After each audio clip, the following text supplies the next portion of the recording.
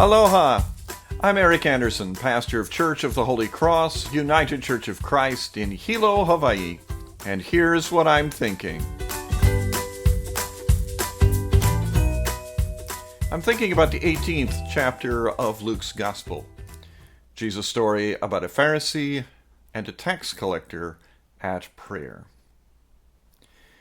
The first thing to emphasize is that this was a story. Jesus was not observing people at prayer and then describing them. No, Jesus invented two fictional characters and then described them. The two of them went in to pray. The Pharisee prayed a prayer that we would have to describe as filled with pride and with condemnation for his fellow creatures. The Pharisee even noticed the tax collector at prayer and gave thanks that he was not a sinner like the tax collector. The tax collector, by contrast, simply addressed God and said, "Have mercy on me." The end of the story, said Jesus, is that it was the tax collector whose prayer was heard and who was embraced by God, and not so much the Pharisee. What made this a striking story in the first century is nearly lost upon us now. This is a story of reversals. Pharisees were not known for going in to pray and praying proud prayers.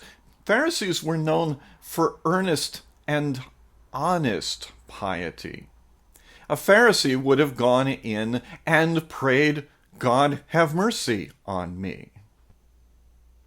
Tax collectors, by contrast, well, they were in that business for the money. Tax collecting was an extraordinarily efficient means for gaining wealth in the first century.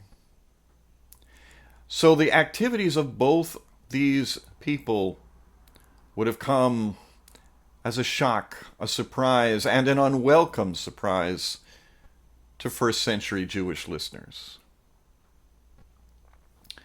Jesus' warning was against the pride demonstrated by that one prayer, and his invitation was to all those other prayers who did not believe that they could have access to God because of the things they had done or the ways that they had lived. A story of reversals, but of reversals that are still open to you and to I in these days.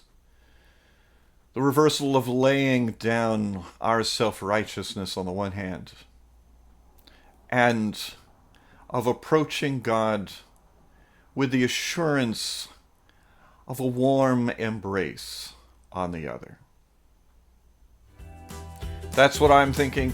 I'm curious to hear what you're thinking. Send me an email or leave me your thoughts in the comments section below. I'd love to hear from you.